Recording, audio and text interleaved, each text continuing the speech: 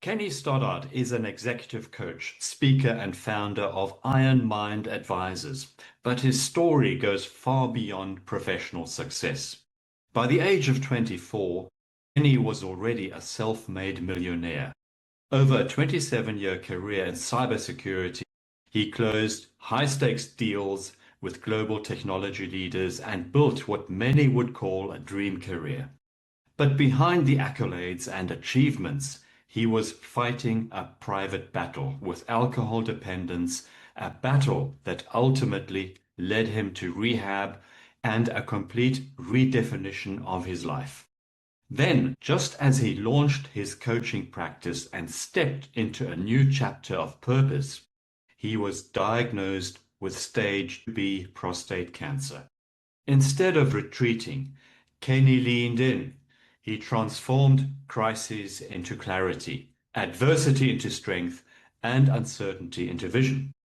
One of these defining moments emerged as the Iron Mind mentality, a powerful framework designed to help leaders navigate disruption, reclaim their identity, and turn life's hardest seasons into catalysts for growth.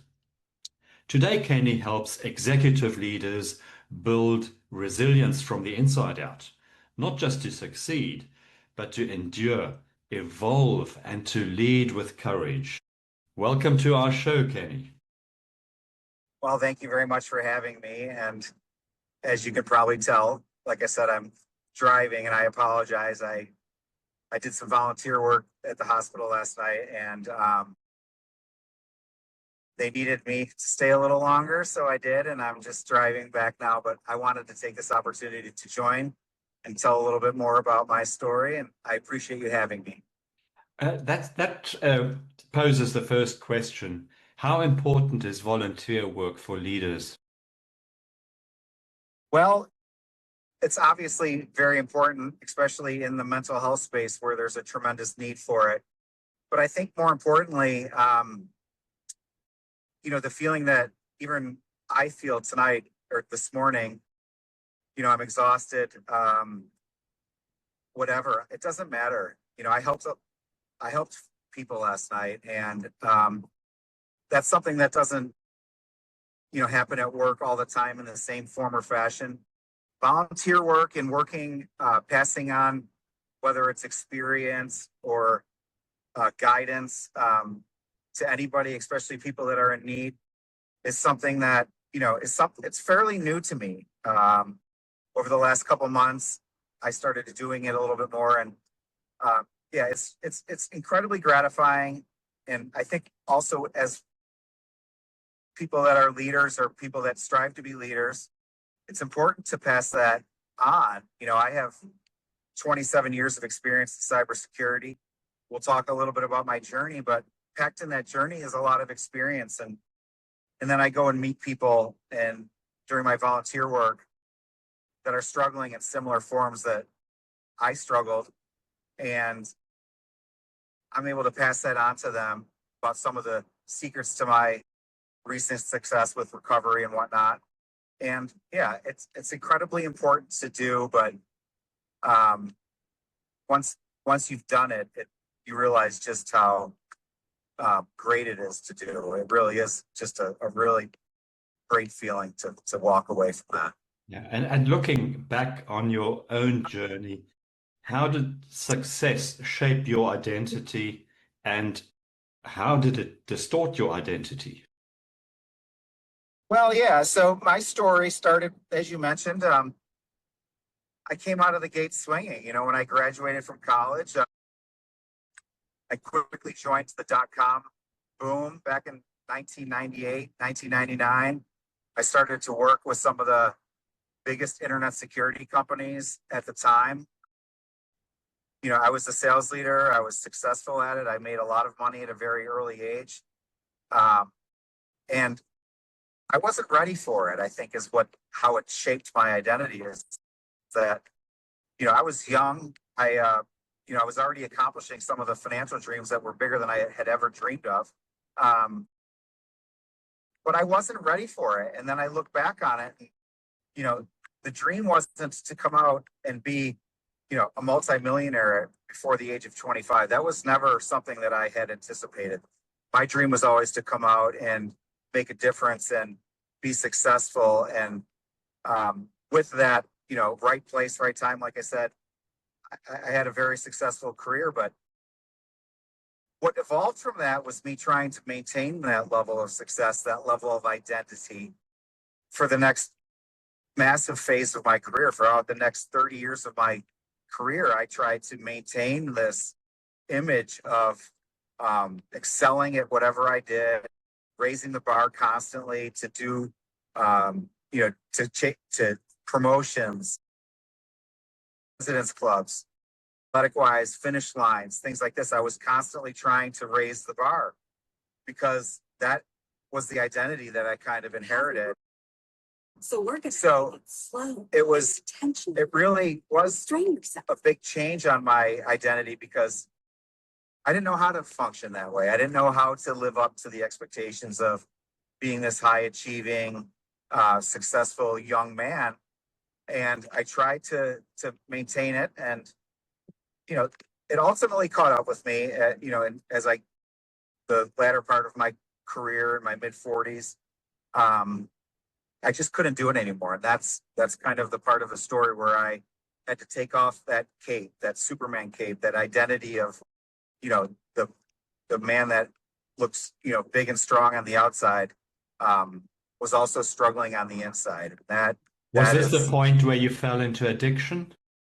It really was. It's now I look back on falling into addiction, and alcohol has been a part of my life for many, many years. It really didn't start to have a noticeable impact on my life until I started to get a little older in my 40s, and I started to lose my edge, started to lose motivation, started to, the mornings were more challenging. It was starting to have an impact on my life. And at the time, I didn't refer to it as addiction. I just thought I referred to it as, my lifestyle. Like, I need to slow down. And it was almost like joking, like I can't do this forever. And the truth is, I literally could not do that forever. As a matter of fact, I couldn't do it any longer because shortly thereafter, my body did start to shut down. I did struggle from what I call addiction. Alcohol took control of my life. It became an everyday component, something that I was always thinking about, okay, well, if I do this, then I can have a drink around this or whatever.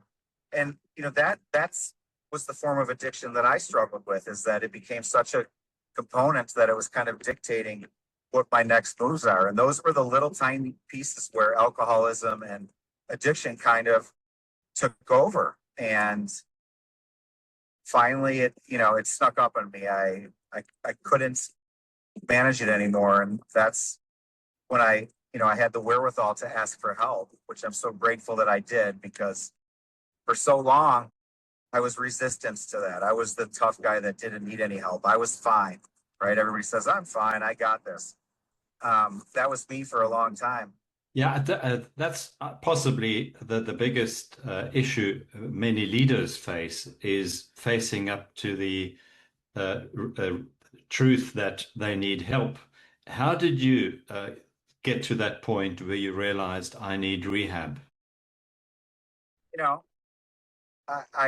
I certainly didn't do it alone. Now, my behavior was done all by myself, but I was encouraged, strongly encouraged by some people that were, some of the closest people in my life personally, could kind of see me slipping. I wasn't the person that, they had known, and I was not the Kenny that they knew. And I was encouraged on several occasions to look for help.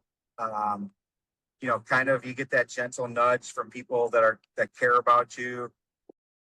And I didn't do anything about it. I fell into that same vicious cycle that many people do. Oh, I'm going to do it. I'm looking into it. I'm doing this and that. And, that went on for 9 months. And that was the 9-month period, what I call this this high risk zone for high achievers because, you know, once I decided that I needed to get help, I didn't actually take action on that for another 9 months. And that period of 9 months kind of gives high achievers this little grace period, like, well, I'm going to do it, but I don't know when yet. And that was me. And high achievers, we don't need grace periods anymore because we've just given ourselves one for however long of a time is. And oftentimes there can be some serious damage done during that period of time. Thankfully for me, that wasn't the case, other than I continued to decline, to fool myself on occasions or embarrass myself because I had overdrinked or overserved. But finally, you know, in November of 2024, you know, I decided that enough was enough. And I just could not do it anymore. I tried all the things. I tried to look for excuses, and I decided that I was the problem. And, you know, I will say that it was certainly one of the best decisions I've ever made in my life for me personally, and I've made some massive ones. But getting help allowed me to quickly realize that I wasn't alone, number one, that I'm not the first person, or certainly not the last, to struggle with addiction or alcoholism, that there's many people that do. But I quickly also realized that, you know, with taking the right steps and getting the right help, that I could get back to the person that I loved myself, the Kenny that I wanted to become.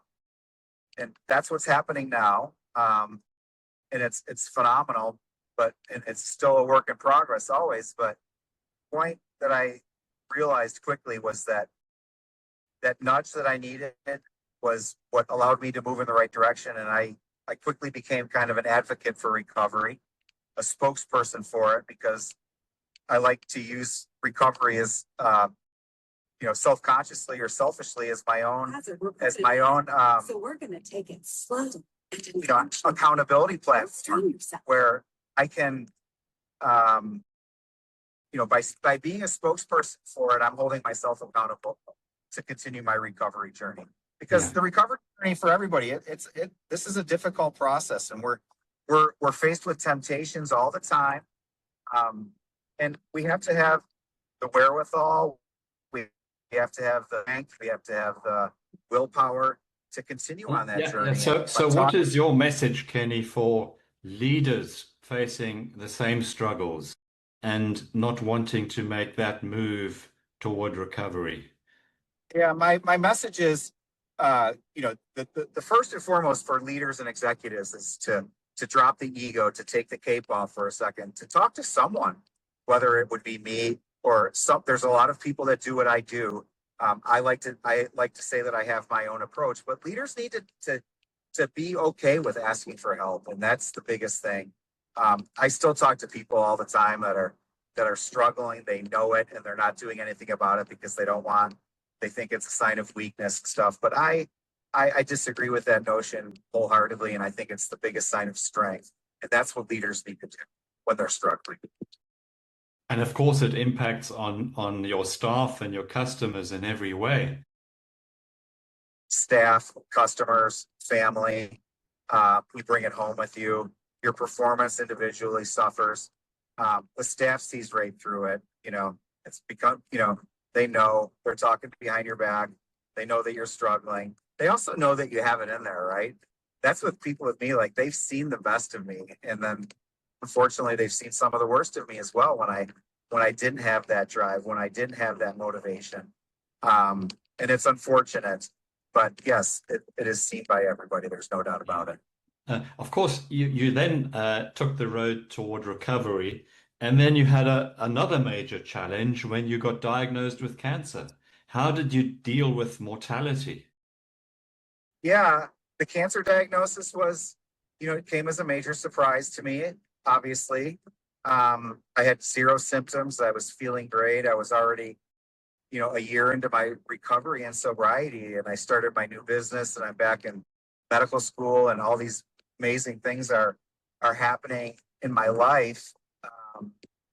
And then I got that phone call from my urologist that he wanted to see me, and, you know, really caught off guard. the news wasn't good. Stage 2B prostate cancer, with at least a score of 7.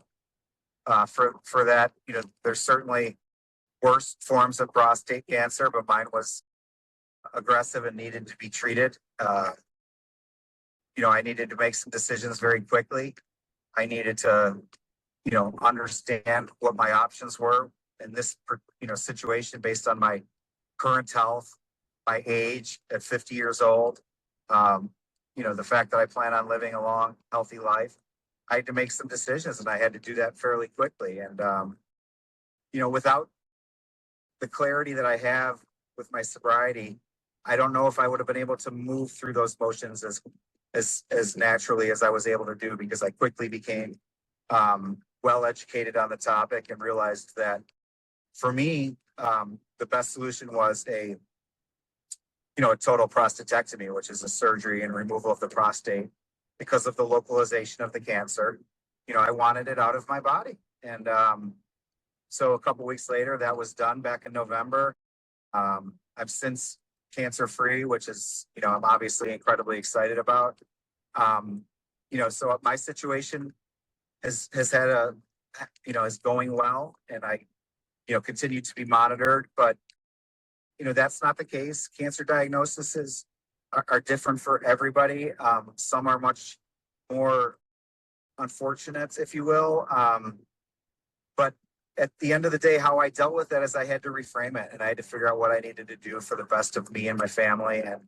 And that's what I did. And I chose to be a spokesperson for men in early detection and prostate cancer, because that's what saved my life. I used early detection, and I was able to find this soon enough where even before any symptoms were present, we were able to remove the cancer and stop it from spreading. And for that, I'm very grateful.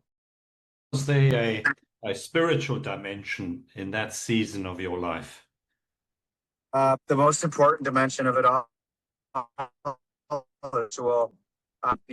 prayed about this very hard. My faith is stronger than ever.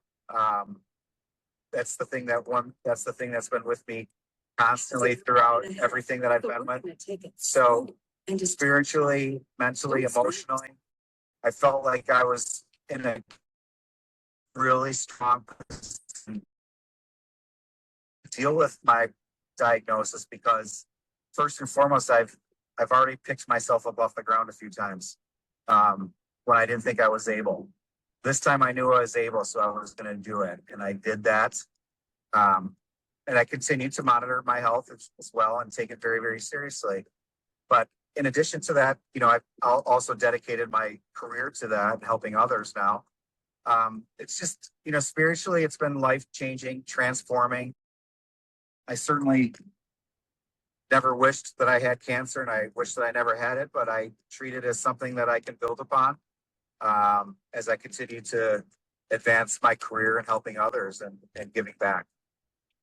So, Kenny, what exactly is your iron mind mentality concept? How different is it from just pushing through life? Yeah, well, it's a lot different than that. I mean, I think the iron mind concept for me is, a coin is a term that I coined after really figuring out what it is I needed to do to get my life back on track. This iron mind, and when I was deciding that, I didn't have a name for it, but I'm a huge, like I said, my faith is strong.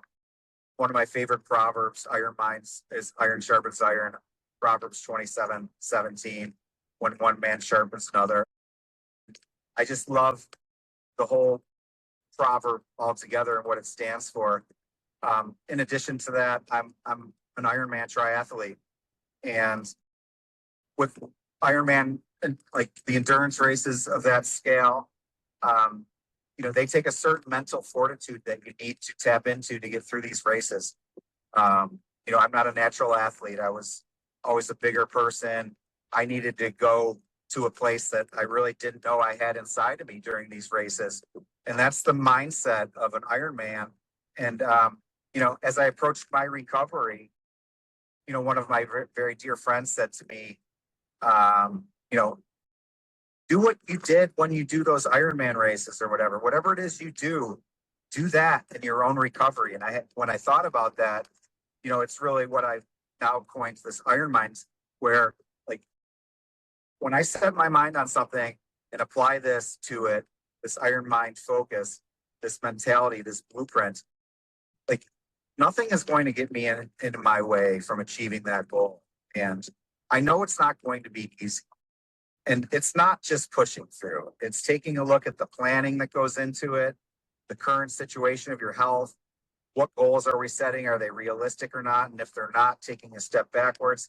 The Iron Mind mentality doesn't teach you to show up at a start line and with the cheerleaders and think that you're going to get through a race and it's going to be great. That's not it. It's about preparation. It's about leadership. It's about discipline, execution, but also about really challenging yourself to go places like I said, that you might not have known you have. And it doesn't have to be a race or an endurance event. It could be a career change. It could be a degree. It could be a new job. Any of those things where you can apply this principle to going and tackling some of your greatest goals. Mm-hmm. And how do you bridge strength, resilience with emotional vulnerability? Yeah, I think it's, the emotional vulnerability is a huge component of what I'm talking about, what the Iron Mind mentality stands for, because these are the pieces that, don't show up on race day necessarily. They show up in training. They don't show up, at the board meeting. They show up in the preparation or out on the field with your sales team during the quarter. The ups and downs, the ebbs and flows, and how you deal with the challenges that you're presented with on a day-to-day or week-to-week basis that could get in the way of your goals. Dealing with the emotional stability or instability and making sure that you have a solid plan in place. Because I teach my clients every single day that adversity is coming, okay? It doesn't matter if it's going to be, if you have it now or you haven't faced it in the past. Adversity does enter our lives in some form or fashion all the time, and we want to be prepared for it. Unfortunately, it's coming, and we want to be prepared for it. And that's how we manage those and integrate the emotional side into the Iron Mind side and the mental side. It's a huge package that really dignifies and really exemplifies what I'm building in a true leader and a true professional. Now, you've reinvented yourself more than a couple of times in your life. What, in your view, is required emotionally and spiritually to make that journey? The one thing, and it's going to sound cliche, but none of these things that I talk about, none of these massive goals are possible unless you want to do it yourself, right? You can hire the best coaches, you can read the books, you can do all the things, have all the experience. Even with recovery, no one was going to get me through that except for myself. With an Ironman race, no one's going to run that race for you except for yourself. There has to be this instinct, this drive within you that this is what you are on a mission to accomplish. Like, I wanted to be better and healthy and rebuild myself so badly because of the person that I let myself become prior to this. I didn't, of course I want my loved ones to feel proud of me and whatnot, but that's no longer the number one priority for me. I want to be proud of myself because that's the one thing that trickles over into everything. When I can tell you that now, after even, a year and a half into recovery, that I'm so proud of how far I've come. And I will say that the journey is not over by any means, but I've never really experienced this level of pride in myself because I was always looking for the next goal to accomplish. And now that I can say that I'm so proud of myself, I really don't think that anything can get in my way personally. And I really want to pass that type of feeling on to others that whatever it is that they're doing or whatever it is that they're trying to accomplish, if they have that level of pride, they're proud of themselves, it becomes much easier to go on to that and do great things. Yeah. I'm walking proof of it. I'm living it today. You've just addressed an important point, the importance of self-love, of self-worth. many people faced with life's adversities, having faced such a thing as a life-threatening diagnosis or financial ruin, whatever it may be that life throws at you, end up in bitterness. How do you avoid that? How do I avoid it? Well, I mean, as you mentioned, I faced all of those things that you mentioned. Not only I've knocked down a few times, and you know, the financial ruin and the success. It was obviously a very humbling experience. It's not one that I want to experience again. How do I avoid it moving forward? Is you know, I have to practice what I preach, and this iron mind blueprint that I talk about. You know, we can take away the name and whatever, but it's become a lifestyle for me. It involves day-to-day discipline, and it also involves that self-love that you talk about. I give myself grace all the time. I know that I'm not going to be able to do everything in a day that I set out to accomplish. I no longer beat myself up for that, for trying to set goals. I try to set boundaries all the time. I'm all about boundaries because it's so important to have these things in place. Because when we're always trying to big audacious goals always, and it's hard to continue to accomplish them on a day-to-day basis, and then we start to beat ourselves up. That's not building self-love for ourselves, and that's what I think a way to avoid it is to be real with yourself. Even if I will never tell a high achiever to back off and not shoot for the stars. We want to do that. We have to take a look at the big picture and the timing and other commitments and where we are in our life before we make these big audacious goals and make sure that they're in line with the total package. Yeah, I agree. There's often this misconception that you have to drop your big audacious goals to be No. a person who pursues happiness, but that's not about what it is. If I understand you correctly, an approach that you can combine. Absolutely. And that's what I'm doing now. It's a much more balanced approach. It's a much more enjoyable approach, quite frankly, to be able to be passionate. I certainly am still consider myself a high achiever to the utmost because that's how I'm wired, and people that are wired this way know who they are. But I had to set boundaries, and enabling boundaries in my own life has allowed me to really dial in on what those big audacious goals should be. It's not like casting a wide web anymore, trying to do all of the things. It's trying to do one thing well. It's just proven to be much more enjoyable while continuing to be able to have a good quality of life and do amazing things. And what we often forget is by setting a boundary, we're saying yes to something else. Absolutely. There's so much more doors that are opened. It's just, I lived for so many years as a yes person. I didn't want to miss anything. I always wanted to be involved. And I spread myself too thin, and that just created stress on myself rather than anybody else. So now I'm just more cautious of what I'm committing to and making sure that it's part of the big picture. And, if I have to pass on something, it's okay. I'll be at the next one, if you will. But the reality of it is don't need to, those boundaries are so important for high achievers because it keeps us focused on what the task at hand is. Absolutely. Now, looking back, Kenny, to your 24-year-old self, having just become a millionaire, all that success, what would you tell him today?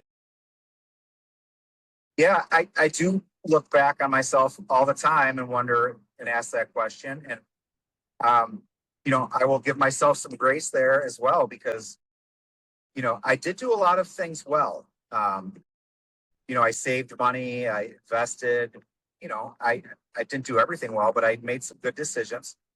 But what I didn't do well is I tried to keep up with that pace without really knowing, for the next 30 years. And I think that for young clients that I work with now that are young professionals that have these wild dreams that are amazing and I want to help them accomplish, I think it's, you know, I didn't know what perspective was back then. You know, I just thought that I'm supposed to go as fast as I can and grind as hard, do as much as I can because that's what I was supposed to do. But now I'm teaching perspective because it gives my young clients, my young professionals, an idea of what it looks like in their 30s and 40s if they do things properly. Like what should their short-term, medium-term, long-term goals look like? Because a lot of times they're just shooting from the hip and going with like, you know, being good at work is certainly a success metric, and that brings home, you know, that pays the bills, if you will. But there's so much more to look at big picture wise on what your timing should be. And I like to just start, like, again, short to medium goals, making sure that you have a vision, a plan, and making sure that, you know, it's in line with, you know, without being too audacious, if you will. And, you know, I wish I would have sought more help when I was younger, quite frankly, a little bit more guidance. I had some great financial planners that pointed me in the right direction. But did I have, you know, a life coach was certainly not, you know, I was not spending money on that when I was young, and I understand that. But it's almost like a guidance counselor. We had them for free when we were in high school and in college, and then we're supposed to go, you know, figure out the real world on our own after that. That's not good guidance, in my opinion. So I'm trying to help as much as I can there with my younger clients that, you know, they don't know it all. I certainly don't, but I know more than they did, and I like to be able to pass that on. So engaging in good conversations with your colleagues, with your peers, with people with more experience, asking questions, those are all great tidbits for young people to gather knowledge and figure out what they truly want to do when they grow up, if you will. I did not have a good vision of that when I was younger. It was just to go as hard as I could. Well, Kenny, I want to acknowledge you for your journey because your story reminds us that strength is not built in the spotlight of success, but in those quiet moments, on the fires of adversity. And for anyone listening who may be walking through their own private battle, your life stands as a powerful testament that crisis does not cancel calling, but really clarifies it. Thank you for being with us today. Oh, thank you for having me, and I appreciate the time, and I welcome listeners to reach out for a free chat with me to talk about the Iron Mind mentality. On my website is how you can get a hold of me, and I love talking about this stuff and helping people find whatever direction it is. So thank you very much for having me.